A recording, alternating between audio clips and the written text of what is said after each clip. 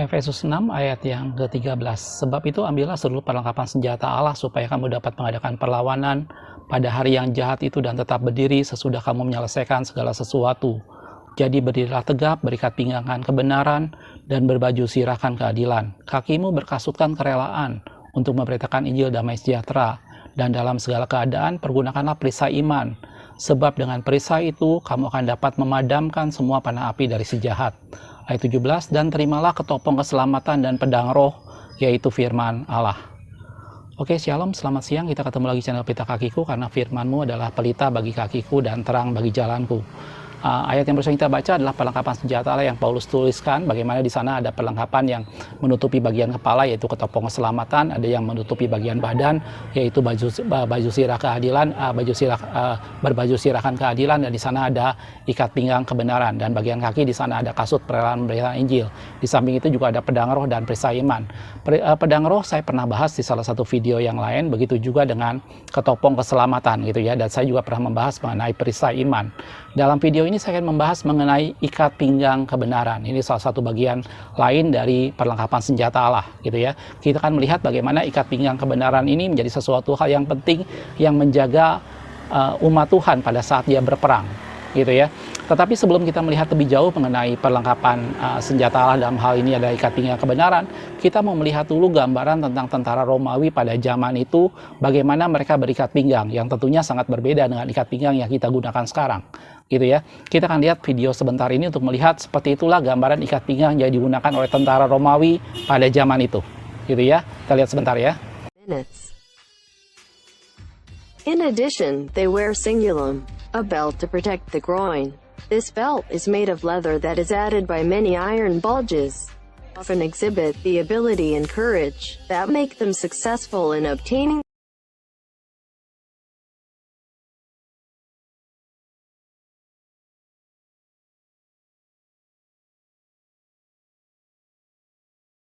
Oke, jelas saudaraku, jadi itulah secara garis besar ikat pinggang yang digunakan oleh tentara Romawi pada zaman itu. Secara umum saya membagi menjadi dua bagian, yaitu Baltea dan Balteus. Satu yang mengikat bagian pinggang, dan satu lagi ada yang sifatnya horizontal, yang menutupin bagian organ vital pada pria pada waktu itu gitu ya, untuk menjaga supaya tidak terjadi sesuatu dengan bagian tubuh itu. Gitu ya. Jadi dari sini kita bisa lihat bahwa ikat pinggang yang dipakai oleh tentara Romawi itu berbeda dengan ikat pinggang yang kita gunakan sekarang, yang semata-mata hanya bagian dari fashion atau menjaga supaya pakaian kita tidak menjadi sesuatu yang lepas atau seperti itu gitu ya. Tetapi ikat pinggang pada zaman Romawi pada waktu itu digunakan juga sebagai suatu perlindungan, digunakan juga sebagai satu proteksi gitu ya. Dan tadi ada dua bagian besar, yaitu Baltea dan Balteus. Yang satu horizontal yang mengikat pinggang, dan satu lagi bersifat vertikal dan berada di depan gitu ya. Ada banyak orang yang mengatakan bahwa bagian depan yang menggantung itu adalah di sana ada logam-logam di sana untuk menjaganya, dan salah satunya adalah menunjukkan juga tingkatan atau rank, statusnya atau jabatan dia dalam militer gitu ya. Tetapi dalam hal ini saya akan melihat tentang tiga hal yang menarik mengenai ikat pinggang ini, khususnya adalah ikat pinggang kebenaran gitu ya. Yang pertama, kalau kita bicara pinggang, maka kita bicara soal kekuatan. Bagaimana itu yang menjadi sesuatu hal yang penting, bahwa umat Tuhan harus berikat pinggangan kebenaran, yang menjadi kekuatannya itu adalah kebenaran yang datang dari firman Tuhan. Dan yang kedua, kalau kita bicara ikat pinggang, tadi saya sudah katakan bahwa ikat pinggang di sini menjadi tempat di mana pedang roh atau pedang itu digantungkan di sana. Jadi ini satu bagian yang penting, karena kalau tanpa ikat pinggang maka pedang itu tidak bisa digantungkan. Jadi yang kedua adalah ikat pinggang di sini adalah tempat di mana pedang itu digantungkan. Dan yang ketiga, tentunya kalau kita bicara ikat pinggang, tadi saya sudah bilang ada bagian yang vertikal di depan, yang tentunya akan menjaga bagian pangkal paha dan juga seputaran organ vital gitu ya. Nanti kita akan lihat bagaimana ini menjadi sesuatu hal yang penting. Ada tiga hal itu yang akan saya bahas berkenaan dengan ikat pinggang kebenaran. Oke, bagian yang pertama adalah dikatakan di sana bahwa pinggang di sini bicara soal kekuatan. Kalau kita lihat dalam ayatnya 2 Samuel 22 ayat 40 dikatakan, engkau telah mengikat pinggangku dengan keperkasaan untuk berperang. Engkau tundukkan di bawah kuasaku orang yang bangkit melawan aku. Gitu ya. Jadi pinggang di sini bicara soal sesuatu yang kuat. Kekuatan seseorang berada di pinggang. Kalau Anda memperhatikan olahraga misalnya angkat beban atau angkat besi, salah satu cirinya adalah kalau orang itu mulai mengangkat beban yang sangat berat, biasanya pinggangnya dijaga dengan sabuk yang sangat besar gitu ya. Karena di sana dia biasanya menjadi titik tumpu seluruh kekuatannya. Dan itulah pinggang kata firman Tuhan, gitu ya. Jadi kalau kita bicara ikat pinggang kebenaran, maka yang pertama adalah pinggang kita, tempat kekuatan kita, itu harus berlandaskan kepada kebenaran atau firman Tuhan. Gitu ya, dalam Mazmur 18 ayat 32 dikatakan Allah, dialah mengikat pinggangku dengan keperkasaan. Betul, jadi kalau kita bicara pinggang, kita bicara soal kekuatan, kita bicara soal keperkasaan. Dan membuat jalanku rata. Gitu ya. Dalam Lukas 12 ayat 35 dikatakan hendaklah pinggangmu tetap berikat dan pelitamu tetap menyala. Di sini menggambarkan kondisi yang siap sedia. Pada saat seorang pinggangnya berikat, dia dalam kondisi siap sedia untuk berperang, gitu ya. Jadi pinggang di sini bicara soal kekuatan, bicara soal sesuatu yang orang bersiap-siap.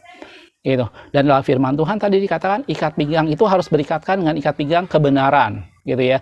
Jadi sesuatu yang menjadi kekuatan umat Tuhan, sesuatu yang menjadi kekuatan gereja Tuhan, itu bukan kebenaran diri sendiri yang datang karena suatu suatu kebiasaan, kebenaran diri sendiri yang datang karena suatu adat istiadat yang digunakan, tetapi suatu kebenaran yang datang dari firman Tuhan. Gitu ya. Dalam Roma 10 ayat yang ketiga dikatakan sebab oleh karena mereka tidak mengenal kebenaran Allah dan oleh karena mereka berusaha mendirikan kebenaran mereka sendiri, maka mereka tidak takluk kepada kebenaran Allah. Yang menjadi kekuatan kita haruslah kebenaran Allah. Karena itulah kita harus berikat pinggangan kebenaran. Bukan dengan kebenaran diri sendiri, bukan karena kebenaran suatu kebiasaan turun-temurun atau sesuatu yang kita wariskan dari orang tua, suatu kebenaran yang kita pegang sebagai sesuatu hal yang baik.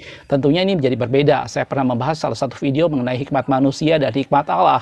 Hikmat manusia itu sesuatu yang baik, sesuatu yang benar, tetapi itu didapat dari pengamatan sehari-hari, didapat dari keadaan sekitar, dan kemudian dimuncullah hikmat manusia. Tetapi hikmat Allah itu datang dari firman Tuhan, dan kekuatan kita, ikat pinggang kita harus berdasarkan pada kebenaran, yaitu kebenaran firman Tuhan, bukan kebenaran diri sendiri, gitu ya. Dalam Filipi 3 ayat yang ke-9 dikatakan, dan berada di dalam dia bukan dengan kebenaranku sendiri, kata Paulus, karena mentaati hukum Taurat, bukan karena kesalehan kita, bukan karena kebenaran kita melakukan sesuatu, gitu ya, melainkan dengan kebenaran karena kepercayaan kepada Kristus. Kepercayaan kita kepada Kristus itulah yang menjadi satu kebenaran. Kalau kita menyerahkan hidup kita kepada Kristus, darahnya menguduskan kita, firman-Nya masuk di dalam kita dan kita di dalam firman-Nya, maka kita hidup dalam kebenaran karena firman Tuhan itu adalah kebenaran. Dan yang menjadi kekuatan kita bukan harta kita, yang menjadi kekuatan kita bukan kekuatan fisik kita, yang menjadi kekuatan kita bukan sesuatu adat istiadat atau norma-norma yang biasa kita pegang, tetapi yang menjadi kekuatan kita itu adalah firman Tuhan, itulah kebenaran Allah, gitu ya. Dalam Yesaya 12 ayat yang kedua dikatakan, sungguh Allah itu keselamatanku, aku percaya dengan tidak gemetar, sebab Tuhan Allah itu kekuatanku dan mazmurku, dan ia telah menjadi keselamatanku. Jelas saudaraku? Jadi kalau kita bicara ikat pinggang kebenaran, maka yang pertama, biar pinggang kita, kekuatan kita semua tertumpu pada firman Tuhan, semua tertumpu pada kebenaran, bukan pada kebenaran diri sendiri, bukan karena situasi yang menunjang kita, bukan karena jabatan kita, bukan karena organisasi yang kita ikutin, bukan juga karena status sosial kita, tetapi kebenaran kita itu datang dari firman Allah. Kebenaran kita datang bukan atas kebenaran kita sendiri, tetapi kebenaran yang datang karena kita menyerahkan hidup kita kepada Allah, dan darah Yesus menguduskan kita, sehingga kita dibenarkan oleh firman Tuhan. Dan firman Tuhan itu adalah kebenaran. Dan kita harus berikat pinggangkan kebenaran. Kekuatan kita semua bertumpu pada firman Tuhan. Firman Tuhan katakan, janganlah orang kaya bermegah karena kekayaannya. Jangan orang kuat bermegah karena kekuatannya. Jangan orang pandai bermegah karena kepandaiannya. Tetapi barang siapa mau bermegah, baiklah dia bermegah karena mengenal aku, kata Tuhan. Jadi yang menjadi kekuatan kita, di pinggang kita berikat pinggangkan kebenaran yang datang dari firman Tuhan. Itu yang pertama tentang ikat pinggang kebenaran, gitu ya. Dan yang kedua, kalau kita bicara ikat pinggang kebenaran, tadi saya sudah bilang bahwa dia tempat di mana pedang roh atau pedang itu digantungkan, gitu ya. Dan kita tahu yang dimaksud dengan pedang roh di sana adalah firman Allah. Jadi kalau kita bicara ikat pinggang itu adalah kebenaran, yaitu firman Allah, dan pedang roh itu juga firman Allah. Nah, terus apa bedanya? Gitu ya. Di salah satu video yang saya buat mengenai pedang roh, di sana saya dijelaskan bahwa pedang roh adalah satu-satunya senjata yang bersifat ofensif atau menyerang, yaitu firman Allah. Dikatakan Paulus bilang, senjataku bukan senjata duniawi, tetapi senjata yang diperlengkapi dengan kuasa dari Allah untuk menaklukkan segala pemikiran yang menentang pengenalan pada Kristus. Dan pedang roh itu menjadi satu senjata yang sifatnya ofensif, gitu ya. Nah, sekarang apa bedanya dengan ikat pinggang tadi? Bukankah ikat pinggang juga merupakan kebenaran, yaitu firman Allah? gitu ya. Nah, perbedaannya adalah pedang roh itu menjadi sesuatu di mana kita menggunakan firman Allah untuk orang lain. Kita gunakan firman Allah untuk membebaskan orang-orang yang tertawan. Kita gunakan firman Allah untuk menasihati orang. Kita gunakan firman Allah untuk membuat orang berbalik dan mengenal Tuhan. Tetapi jangan lupa bahwa kita perlu berikatkan kebenaran juga. Itu bicara soal firman Allah buat kita sendiri. Bagaimana kebenaran itu berlaku buat kita. Di tempat itulah pedang dan sabuk tadi bertemu, di mana ikat pinggang dan pedang tadi bertemu, karena sabuk atau ikat pinggang tadi itu adalah tempat pedang itu ditaruh. Jadi pedang tadi digunakan untuk menyerang orang lain, sementara kita sendiri juga harus hidup di dalam firman Tuhan. Dan ini berbicara bagaimana firman Allah menjadi satu, dikatakan pedang bermata dua yang tajam. Jadi dia bisa memisahkan jiwa dengan roh, dia bisa memisahkan tulang dengan sumsum, gitu ya. Dia bisa membedakan pikiran dan isi hati kita, kata firman Tuhan. Gitu ya. Jadi yang kedua, kalau kita bicara soal ikat pinggang kebenaran, ini bicara soal firman Tuhan, bicara soal kebenaran yang juga berlaku buat diri kita sendiri. Kita bukan jadi satu pribadi yang hanya bisa menegur orang lain, bukan satu pribadi yang hanya bisa menggunakan pedang secara terampil dan mengobrak-ngabrik pekerjaan kuasa kegelapan, tetapi kita sendiri hidup di dalam firman Tuhan. Kita sendiri menjalani firman Tuhan, dan firman Tuhan menjadi hidup di dalam diri kita seperti ikat pinggang tadi. Gitu ya. Kalau kita lihat ayatnya, dalam Mazmur 119 ayat 160 dikatakan, dasar firman-Mu adalah kebenaran, dan segala hukum-Mu yang adil adalah untuk selama-lamanya. Jelas, saudaraku? Jadi itu adalah firman Allah yang menjadi dasar kebenaran. Pedang roh adalah firman Allah yang bersifat ofensif, yang kita gunakan untuk menyerang musuh, untuk membebaskan mereka, untuk memberitahukan siapa Allah itu, yang membuat mereka berbalik dari pengertian mereka yang jahat sebelumnya, sehingga mereka mengerti dan sehingga mereka mengenal siapa Allah itu. Tetapi yang kedua, jangan lupa bahwa pedang itu menempel di pinggang, dan pinggang di sini bicara soal kebenaran, bagaimana firman Tuhan yang adalah kebenaran itu juga berlaku buat kita. Kita sendiri harus berubah dari cara berpikir kita sendiri harus berubah dari kebiasaan kita yang buruk, kita sendiri harus berubah dari segala macam bentuk kemalasan kita dan mulai bergantung pada Tuhan dan mulai hidup berdasarkan firman Tuhan. Gitu ya. Dalam Yesaya 45 ayat 23 dikatakan, demi aku sendiri aku telah bersumpah, dari mulutku telah keluar kebenaran. Jelas firman Tuhan itu adalah kebenaran yang keluar sendiri dari mulut Allah. Hanya dari mulut Allah lah keluar firman Tuhan, dan itu adalah kebenaran. Gitu ya, suatu firman yang tidak dapat ditarik kembali, dan semua orang akan bertekuk lutut di hadapanku dan akan bersumpah setia dalam segala bahasa. Jelas, itu kata firman Tuhan. Jadi firman Tuhan berguna buat orang lain dan juga berguna buat kita. Gitu ya, berguna untuk orang lain itulah seperti pedang roh yang bersifat ofensif, yang membebaskan orang, yang menakluk pikiran yang menentang pengenalan pada Kristus. Tetapi dia juga berguna buat kita sendiri. Kita sendiri harus diubahkan dengan firman Tuhan, biar firman Tuhan itu hidup dan mengubahkan setiap kita. Dan dalam mulut Allah itulah keluar firman Tuhan, dan itu adalah kebenaran. Dikatakan seperti itu ya. Dan semua orang akan bertekuk lutut, semua bahasa akan bertekuk lutut di hadapannya. Dalam Yohanes 14 ayat yang ke-6, saya yakin ayat ini kita suka sangat familiar. Kata Yesus kepadanya, akulah jalan, kebenaran, dan hidup. Tidak ada seorang pun yang dapat datang kepada Bapa kalau tidak melalui aku. Semuanya harus didasari dengan firman Tuhan. Semuanya harus didasari dari kebenaran di dalam Yesus. Jelas, saudaraku, itu hal yang kedua tentang ikat pinggang. Jadi yang pertama adalah ikat pinggang di sini bicara soal kekuatan. Pinggang bicara soal kekuatan, dan biar pinggang kita berikatkan kebenaran, gitu ya, yang menjadi kekuatan kita, yang membuat kita bertahan dalam apapun juga, yang menjadi sesuatu yang kita banggakan, itu adalah pengenalan kita kepada Tuhan dalam firman Tuhan. Gitu ya, yang membuat kita bertahan adalah pengertian kita akan Tuhan, yang membuat kita bertahan adalah firman Tuhan yang menguatkan setiap kita, dan kita hidup dengan firman Tuhan, dan itu yang menjadi kekuatan kita. Kekuatan kita bukan datang dari kekuatan fisik, kekuatan kita bukan datang karena keakuan kita, kekuatan kita bukan datang dari segala sesuatu yang kita miliki, tetapi kekuatan kita itu datang dari firman Allah. Kekuatan kita datang dari suatu kenyataan bahwa Allah mengasihi kita, Dia mati menebus kita, dan firman-Nya memberikan janji kepada kita bahwa Dia menyertai kita selama-lamanya, dan di sanalah letak kekuatan kita. Itu yang pertama tentang ikat pinggang kebenaran. Itu adalah kekuatan kita, itu adalah kebenaran dari firman Allah. Dan yang kedua, ikat pinggang ini adalah tempat di mana pedang roh menempel. Pedang roh dan ikat pinggang itu sama-sama bicara firman Allah. Satu firman Allah yang bersifat menyerang, yaitu pedang roh, dan satu lagi adalah ikat pinggang kebenaran, bicara soal kebenaran yang menempel pada diri kita sendiri. Dan ini bicara bagaimana kita tidak hanya menyampaikan firman Tuhan pada orang lain, tidak hanya kita sekedar memberitahukan pada orang lain tentang siapa itu Yesus, tetapi kita sendiri hidup di dalamnya. Kita hidup dan mengalami siapa Allah, kita bergaul dengan Allah, dan kita mengenal Allah lebih jauh lagi, gitu ya. Dan itu bicara soal ikat pinggang kebenaran. Jadi ikat pinggang yang kebenaran yang kedua adalah pengenalan kita pribadi kepada Tuhan, bagaimana kita bersekutu dengan Tuhan, bagaimana kita mengenal Tuhan dan kita mengetahui apa yang Allah rencanakan dalam kehidupan kita. Dan Paulus katakan, yang ku kehendaki adalah mengenal Dia dan kuasa kebangkitannya supaya aku menjadi serupa dengan Dia. Gitu ya. Jelas saudaraku? Itu hal yang kedua tentang ikat pinggang kebenaran. Hal yang ketiga tadi saya sudah bilang, ikat pinggang kebenaran di sini sangat berbeda ikat pinggang pada zaman Romawi dengan pada zaman sekarang. Bagaimana pada zaman Romawi di sana ada Baltea dan Balteus, dan salah satunya adalah sesuatu yang sifatnya vertikal yang tadi saya sudah bilang menutupi bagian organ vital atau bagian sekitar pangkal paha dari tentara itu. Tujuannya apa? Supaya tidak ada sesuatu yang mencederai, supaya tidak ada sesuatu yang melukai organ tubuh bagian bagian vital dari pria tadi. Jelas saudaraku. Dan ini menjadi sesuatu hal yang penting. Kenapa? Karena kalau ada sesuatu yang terjadi dengan tentara itu, maka dia tidak bisa melanjutkan keturunan.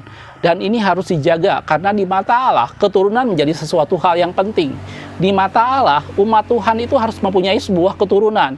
Keturunan di sini tentu saja tidak hanya bicara soal keturunan secara lahiriah, tetapi juga keturunan secara rohani. Gitu ya. Di sini saya akan menyoroti lebih banyak mengenai bagian ini. Bagaimana Baltea dan Balteus tadi adalah salah satu yang melindungi bagian vital dari tentara Romawi supaya dia tidak mengalami cedera pada bagian itu sehingga dia bisa menghasilkan keturunan dan itu mengenapi pekerjaan Tuhan. Gitu ya. Ada 3 hal yang ingin saya perhatikan pertama mengenai bagian ini. Yang pertama adalah di mata Allah, seseorang menghasilkan keturunan itu sesuatu hal yang penting. Karena dalam firman Tuhan, kalau masa perjanjian lama dikatakan, seorang yang mandul itu adalah bentuk hukuman Tuhan. Kemandulan atau ketidakmampuan menghasilkan keturunan, di mata Allah itu seperti hukuman. Gitu ya. Ini yang kita mengerti pertama kali, gitu ya. Kita lihat dulu dalam ayatnya. Dalam Ulangan 23 ayat yang pertama, gitu ya. Dikatakan orang yang hancur buah pelirnya atau yang terpotong kemaluannya, janganlah masuk jemaah Tuhan. Itu menjadi satu kriteria kalau orang yang punya cacat pada bagian tubuh vitalnya, maka dia tidak bisa masuk jemaah Tuhan. Gitu ya. Terus dalam Keluaran 23 ayat 26 dikatakan tidak akan ada di negerimu perempuan yang keguguran atau yang mandul. Aku akan mengenapkan tahun umurmu. Tadi saya sudah bilang, kemandulan atau ketidakmampuan menghasilkan keturunan pada masa perjanjian lama itu ditinjau sebagai suatu hukuman. Gitu ya. Dalam Ulangan 7 ayat 14 dikatakan, engkau akan diberkati lebih daripada bangsa-bangsa. Tidak ada lagi laki-laki atau perempuan yang mandul di antaramu. Baik laki-laki maupun perempuan tidak akan ada lagi yang mandul. Dan kemandulan menggambarkan bahwa itu dalam kondisi yang tidak diberkati. Karena kalau diberkati, maka tidak ada akan lagi yang mandul. Gitu ya, baik laki-laki maupun perempuan di antaramu maupun di antara hewanmu. Engkau akan diberkati lebih dari segala bangsa-bangsa. Gitu ya. Jadi kemandulan atau ketidakmampuan menghasilkan keturunan pada masa perjanjian lama ditinjau sebagai satu hukuman di mana orang tidak bisa masuk dalam jemaah Tuhan, dan di mana pada saat itu menggambarkan seseorang yang tidak diberkati. Karena kalau dia diberkati maka dikatakan tidak akan ada lagi kemandulan pada lelaki atau pada perempuan atau pada hewanmu sekalipun. Gitu ya. Dalam Yesaya 54 ayat yang pertama dikatakan, bersukarialah hai si mandul yang tidak pernah melahirkan, bergembira dan bersorak-sorai dan memekiklah hai engkau yang tidak pernah menderita sakit bersalin, sebab yang ditinggal suaminya akan mempunyai lebih banyak anak daripada yang bersuami, firman Tuhan. Jadi punya anak, punya keturunan menjadi sesuatu gambaran di mana itulah sesuatu yang baik yang Tuhan berikan pada umatnya, gitu ya. Dan Tuhan mengatakan bersorak-sorailah yang mandul, memekik sorak yang tidak pernah merasakan sakit bersalin, karena yang tidak pernah bersuami akan mempunyai lebih banyak anak daripada yang bersuami. Itu suatu berkat yang luar biasa, gitu ya. Ayat itu pun diambil di Galatia 4 ayat 27, Karena ada tertulis, bersukacitalah hai si mandul yang tidak pernah melahirkan, bergembira dan bersorak-sorai hai engkau yang tidak pernah menderita sakit bersalin, sebab yang ditinggal suaminya akan mempunyai lebih banyak anak daripada yang bersuami. Jelas saudaraku. Jadi ini menjadi sesuatu hal yang penting, karena kalau orang mandul atau orang tidak mampu menghasilkan keturunan, maka itu digambarkan seperti hukuman di mata Tuhan. Dan ikat pinggang tadi menjaga supaya tentara-tentara yang berperang jangan sampai dia mengalami satu luka, mengalami sesuatu yang mengakibatkan dia tidak bisa menghasilkan keturunan. Gitu ya. Karena keturunan itu bicara soal berkat Tuhan, keturunan itu bicara soal bagaimana mereka meneruskan umat bagi Tuhan. gitu ya. Dan kalau kita perhatikan dalam masa perjanjian lama, hal yang pertama yang disuruh Tuhan kepada umat Tuhan atau kepada Adam dan Hawa pada waktu itu adalah tugas mereka yang paling utama adalah beranak cuculah dan penuhilah bumi, gitu ya. Sehingga Allah memandang bahwa perlu umatnya menghasilkan keturunan, gitu ya. Kita lihat beberapa ayat dalam firman Tuhan tentang hal itu. Dalam Kejadian 1 ayat 28 dikatakan, Allah memberkati mereka, lalu Allah berfirman kepada mereka, beranak cuculah dan bertambah banyak, penuhilah bumi dan taklukkanlah itu, berkuasalah atas ikan-ikan di laut dan burung-burung di udara dan atas segala binatang yang merayap di bumi. Itu diulang lagi kemudian waktu pada zaman Nuh, setelah air bah kering, Allah memperbarui perjanjiannya dengan Nuh. Dalam Kejadian 9 ayat yang ke-1 dikatakan, Allah memberkati Nuh serta anak-anaknya dan berfirman kepada mereka, beranak cucu dan bertambah banyaklah serta penuhilah bumi. Jadi kehendak Allah supaya bumi dipenuhi dengan umat Tuhan, supaya pada bumi banyak manusia-manusia seperti Nuh yang beribadah kepada Tuhan, yang hidup bergaul dengan Tuhan, gitu ya. Jadi keturunan menjadi sesuatu hal yang penting, gitu ya. Dan masa perjanjian lama tadi sudah katakan bahwa kalau seseorang mandul itu gambaran suatu bentuk hukuman dari Tuhan, gitu ya. Kalau kita kembali lihat dalam Kejadian 35 ayat yang ke-11, ini pada waktu itu firman Tuhan datang kepada Yakub atau Israel pada waktu itu ya. Lagi firman Allah kepadanya, akulah Allah yang maha kuasa, beranak cuculah, dibilang seperti lagi, dan bertambah banyak satu bangsa, bahkan satu kumpulan bangsa-bangsa akan terjadi daripadamu dan raja-raja akan berasal daripadamu. Jelas saudaraku.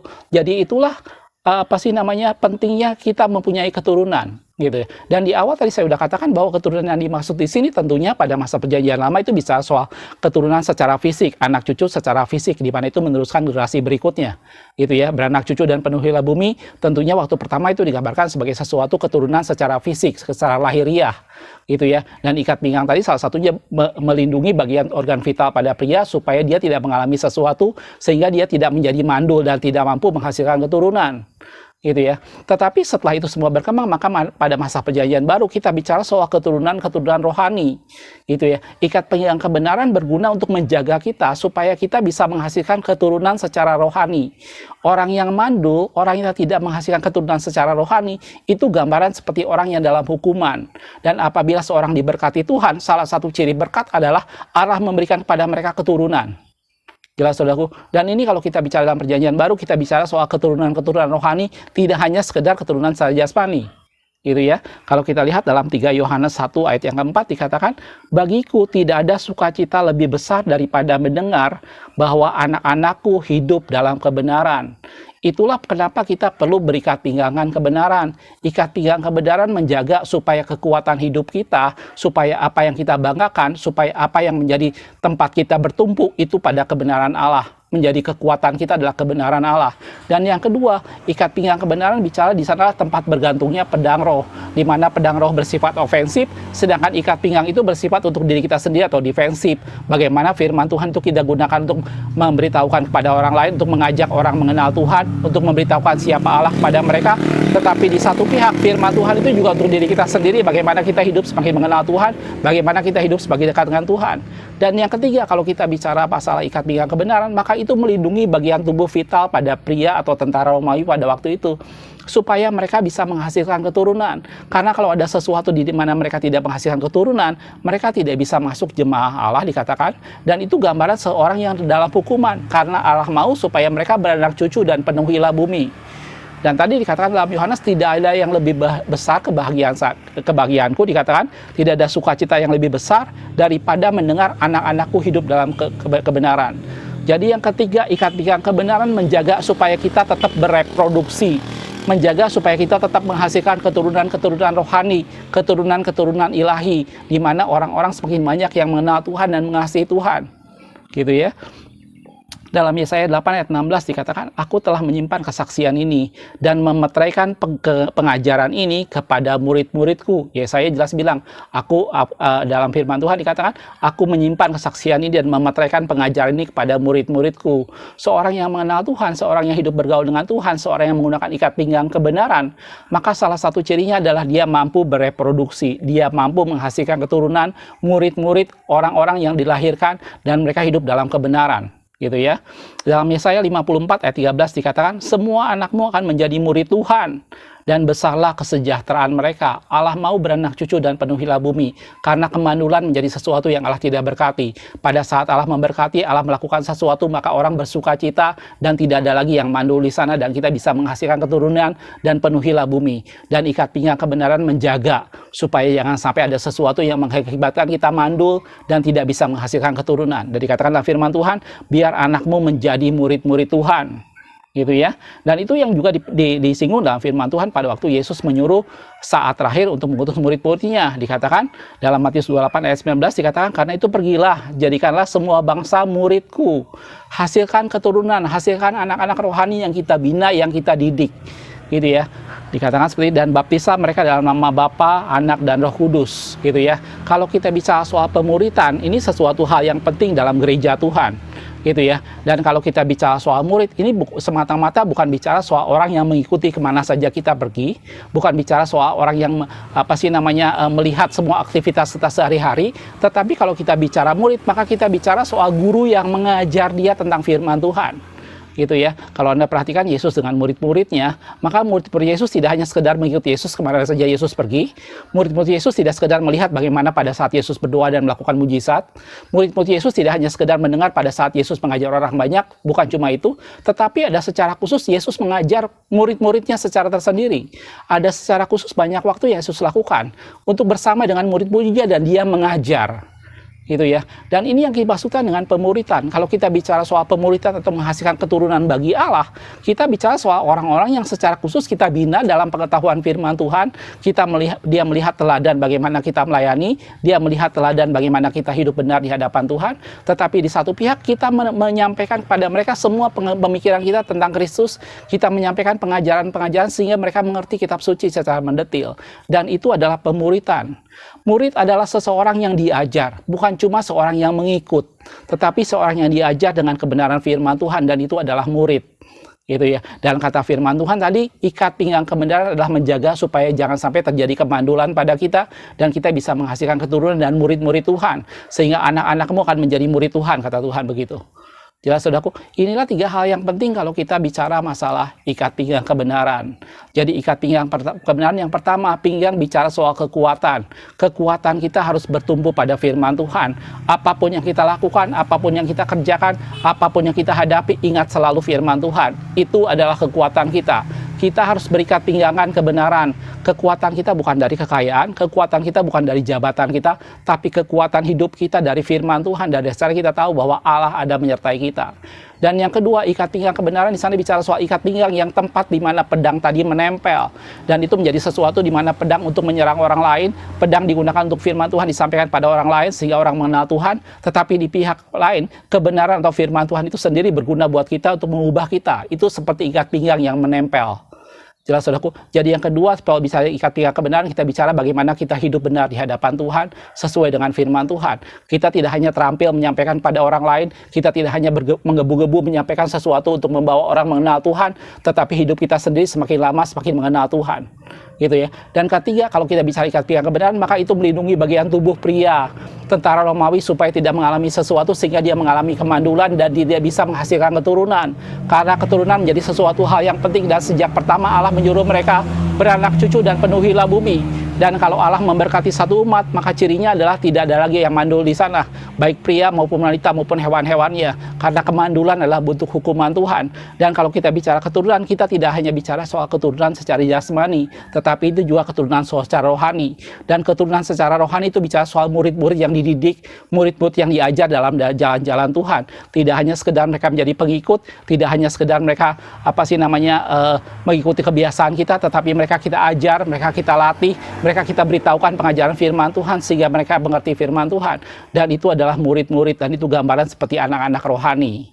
Jelas, saudaraku, ini 3 hal yang penting kalau kita bicara soal ikat pinggang kebenaran. Mari letakkan kekuatan hidup kita pada firman Tuhan yang pertama, dan yang kedua, gunakan pedang roh secara terampil, tetapi jangan lupa kita sendiri harus hidup dalam firman Tuhan. Mari hidupi firman Tuhan dan biar kita menjadi serupa dengan Tuhan. Dan yang ketiga, jaga jangan sampai kita menjadi mandul. Jaga supaya kita bisa reproduksi dan menghasilkan keturunan bagi Allah, orang-orang yang semakin mengenal Tuhan, dan kita didik mereka dalam pengajaran takut akan Tuhan. Jelas, saudaraku, ini 3 hal yang penting kalau kita bicara masalah ikat pinggang kebenaran. Gitu ya saudaraku. Satu ayat yang terakhir di dalam Yesaya 11 ayat yang kelima dikatakan, ia tidak akan menyimpang dari kebenaran dan kesetiaan, seperti ikat pinggang tetap terikat pada pinggang. Dan Tuhan berjanji dia tidak akan meninggalkan kita seperti ikat pinggang yang tetap melekat pada pinggang. Jelas saudaraku, mari gunakan ikat pinggang ada, jaga supaya kekuatan hidup kita berasal dari kebenaran firman Tuhan. Yang kedua, biar firman Tuhan yang kita gunakan untuk disampaikan pada orang lain itu menjadi bagian dari kehidupan kita. Dan yang ketiga, mari tetap aktif bereproduksi. Mari hasilkan keturunan-keturunan yang kita didik dan mereka mengerti tentang kebenaran firman Tuhan. Dan semakin banyak orang-orang yang mengasihi Tuhan yang lahir dari kita, dan biarkan mereka hidup mengenal Tuhan, karena tidak ada sukacita lebih besar ketimbang melihat anak-anak kita hidup dalam Tuhan. Ya saudaraku, makasih sudah menonton. Kita ketemu di video berikutnya. Semoga tubuh, jiwa, dan roh kita terpelihara menjelang kedatangan Kristus yang kedua kali. Tuhan Yesus memberkati.